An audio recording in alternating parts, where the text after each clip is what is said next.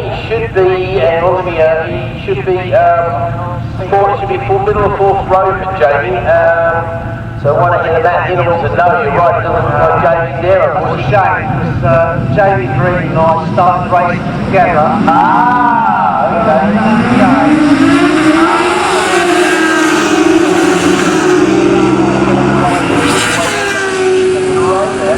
I wonder if that Jamie Thomas might have got a good launch there as they disappear.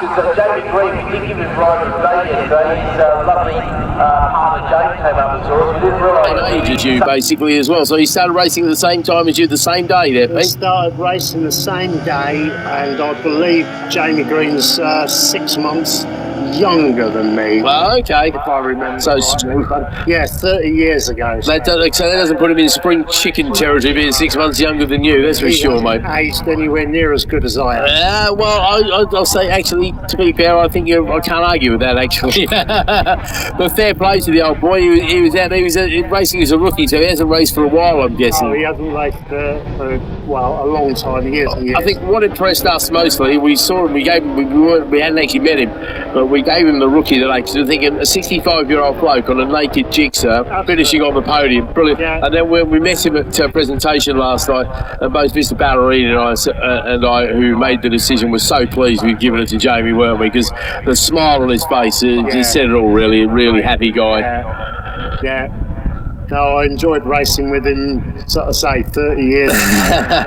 Never thought I'd see him back on the racetrack again, but fair play. No, he was out there and he was doing it. Yeah, if you get that closed, mate, no, close the door, no, leave the water out there, it might chill down a bit. Just, I've got a feeling the first race, or one of the races he's in earlier, because I heard he was leading it. Yes, he was. Yes, he's leading the rookies for about first half lap. Unfortunately, got gobbled up on the back straight by the newer bikes with the fairy. Did he crash out? Or? I think he went straight on, or had a problem with Nelson's. He was leading, he got overtaken, and then he didn't come round at the end of the first lap, unfortunately. Go and find him and make sure he's all in one piece. Yeah, absolutely. Right, okay, we've got the leaders coming around corners then for the first of their 5 laps. And again, this weather thing, all of a sudden our opaque window is totally clear. This is so frustrating when it's like this, and then blue skies again coming over. Really, really annoying as Tyler Donovan leads the way ahead of Clinton Wood. Connor Swire, Darryl Dance is up to 4th place on that borrowed bike. Cody Gildy up next, then it's Jamie Thomas, Andy Firth, Darren Corkett.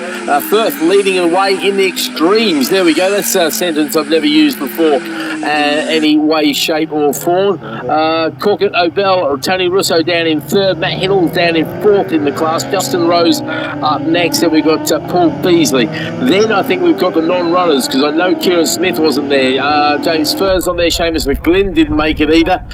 Green, Wallace, Kilworth, Wren, not quite sure what's happening because they had plenty of time to change their tyres, obviously, Rick. So I'm not quite sure why a lot of people haven't made it. Maybe people are sick of this changing weather all of a sudden. Yeah, it's not stopping anyone doing any overtaking though, because someone's just got up the inside Agos. That's Wood, that's Clinton Wood who's looking for that win. There he goes. I think he barged his way through, and Clinton's a big unit, so you'd feel it. Yeah, absolutely. He gets his elbows out. There's an awful lot of something behind those elbows as well, isn't there? So Tyler Donovan being relegated there in 3rd place. I think that might be still Connor Swire, and he's looking for a bit of 2nd place action as well. Not sure if they look like they've been a bit careful for Oggies there. Yeah, I'm thinking. I'm totally with you. I'm thinking the angle of the dangle's not quite what it usually is at the end of the day. Yeah, their approach speed is not the same. Yeah, and you can't blame them really, because this track it was pouring down the rain. But again, the problem is where the sun has been out, it's relatively warm, and you can have a look at the paddock here, and you can see it's basically dry. So Tyler Donovan, he won his first ever Thunderbike Ultra race at Snetterton in 2023. So Mr. Hicks, thank you for the input. He's clearly listening to us. So I don't know what you're doing at Scarborough. You're obviously not talking about the racing if you listen to us, mate. But appreciate the input as always. Or maybe the Scarborough races tomorrow as well. I'm not quite sure what's happening because it's bank holiday tomorrow. So for a lot of people, it's a holiday. But for the retired types, it's just another day. But I'm at work, so what do I know? Okay, down into Murray's we go then for the second time of asking. Looks like there's a few challenges in the top half dozen there, but certainly over the line it's going to be Clinton Wood leading the way ahead of Tyler Donovan. Okay. Yeah, it's Clinton, yep. Connor Swire, and then Darryl Dance. No, he's Oh no, Daryl's dropping down the order once again. No, it's a transponder thing, maybe. He's lost 3 places on that lap, but it's Andy Firth in the extremes. He's clearly got a taste of medals after picking up a 3rd place in the earlier race. You're looking at the times there. Yeah, it's definitely damp out there still. Yeah, 14 seconds away from our fastest laps earlier today. So, yeah, that is definitely bellwether for that one, isn't it? So Daryl Dance trying to hold on to some extra points there because there's 6 places. His own bike is out of action after that nasty little start line choke yesterday. Darren Corkett running around his second of the extremes, and he's a couple of seconds ahead of Tony Russo, so that's good news as far as his championship hopes go, with Matt Hennels, the winner of the first race earlier today, another 5 seconds back. Now, let's have a look at these clouds, and I'm thinking, no, it's hard to tell really, because over there it's looking quite dark, but over there it's looking quite light. So thanks for coming up, Mr. Baker. Appreciate the input. You go find Jamie Green and let us know if you have any news. Thank you very much indeed, Pete. Appreciate your input. Really Second do. and third are having a bit of a bum fight over at Oggie's, and that is only helping Clinton Wood stroll away. Yeah, that's all good news to him if they start arguing, isn't it? Yeah, there he goes down the back straight, and if you look at the gap he's got now, there was a bit of a fight at Oggie's, as I say, and he's gapped him a bit. He was pushing on anyway. I could see that he was trying to make the break. Well, I think he was so close to that gold medal before. He really wants to. Yeah, that's more determined. He wants to bite into it, see if it's just foil over chocolate. I think that's what it is. He wants to see if they're real. But yeah, I can promise you they're not solid gold. So don't worry about raiding the office anytime soon. that would be a reward and a half, wouldn't it? Yeah. Okay, Clinton Wood then continues to lead as he comes down to Murray's. That battle is very much the 1/4 between Donovan and Swire. Again, Swire's not a name we're seeing on the podium very often either. Let's have a quick look at Connor's results so far this year. And yeah, no, he's not been on the podium all year. Okay, I don't think he's been on the podium that often either. So he would love to get this 2nd place. Obviously, he'd like to move up one, but Clinton Wood hasn't seen the top 7 of the podium for quite a while either, I don't think. So yeah, and he's just set another fastest lap, Keith. Oh, yes, he has. Another 2:11.0. So, yeah, getting a little bit quicker. But again, he's about 1.25 seconds quicker than anybody else on the circuit. Again, Andy Firth there. 0.3 of a second. He's comfortably in the lead of the extremes, actually. So Andy Firth, he's another one who could be looking for his maiden win, because I'm pretty sure Andy hasn't actually picked up a gold medal before, and I don't think he's picked up too many medals. He picked up one earlier, but again, the field is depleted at the moment. All of a sudden, we've got 15 bikes out there, whereas yesterday we had over 30 bikes in these 2 classes. It's going to get interesting now. Between 2nd and 3rd, there's now a big gap, Keith, and I'm not sure if Swire understands the script that Clinton Wood is writing, because he looks like he's going to have a go at catching him up. Do you know what? If I was Connor Swire, I ain't got a lot of weight on the trophy cap. But yeah, exactly. You don't want to go doing a Del Dowds and lobbing it at the last corner when you're comfortably in 2nd place. Yeah, shame for Del yesterday. No, don't you worry. He knows it was a shame for him. He's hurting from that one, mate.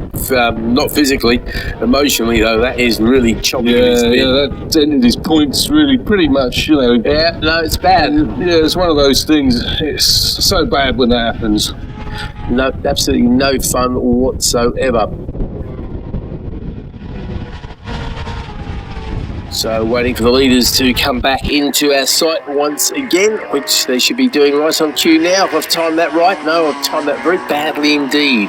I thought, there we go. There's Clinton coming out, and that's a very healthy lead. Yeah, I'll tell you what, if I was Connor Swire, I wouldn't go chasing after that one. I wouldn't be chasing that now. Look at the side of that lead. I tell you what, he's very comfortable in that 2nd place, though. It looks like Tyler must have had a bit of a wobble somewhere, because he's lost a lot of time out there. Yeah, Clinton Wood is pushing on. Look, he went purple in sector 1 there. I think he's going to go sub 2:10s, is he? 2:10.879. So not so quick in the 2nd sector, but nonetheless still respectable. Swire 5 seconds back now. Last lap flag goes out. Tyler Donovan comes across the line. He's lost 4 seconds on that lap, so I think he's had a bit of a wobble somewhere. Very easy to do in these tricky conditions. Tony Kilsey's up next. Then it is Jamie Thomas, Marco Velt. Andy Firth loses a place on that lap, but he still holds on to the lead in the extremes, and he is, let's see, he's only 0.3 of a second ahead of Darren Corkett. Tony Russo's out of this one. He's 7.5 back. Let's have a look. Firth did a 2:14.9. The man with the bit between his teeth is going to be Darren Corkett. Corkett wants that win.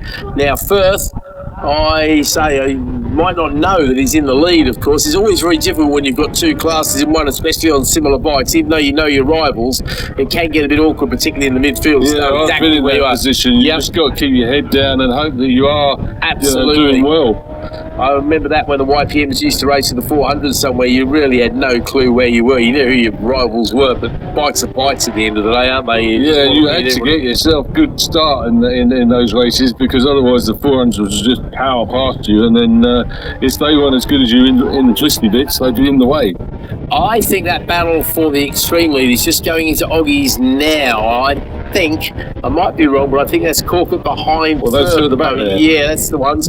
Just going on to the straight there. And I think Corkett's going to have the advantage of the slipstream as they come out onto the back straight. That is the main battle on the circuit at the moment. And it looks like Firth has got some herbs, if that is indeed him. Let's see if he can hold on to that. He really needs to push on if he wants to claim that win. Neither of them go green, so no PBs in the first sector there. Clinton Wood is just coming round Corns, Keith. Excellent. So this will be a very happy Clinton Wood. You know he's not going to roll out of this one until that line, though, don't you? We might see a massive wheelie. That's what we might see. Maybe after the event.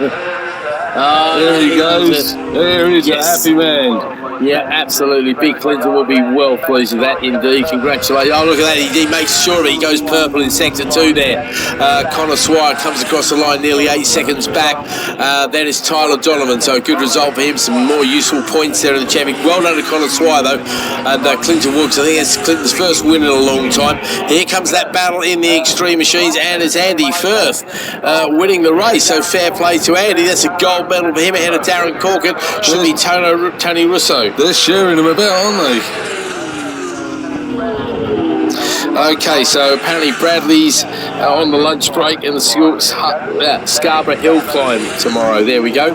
Thank you for the update there, Bradley. Appreciate that one.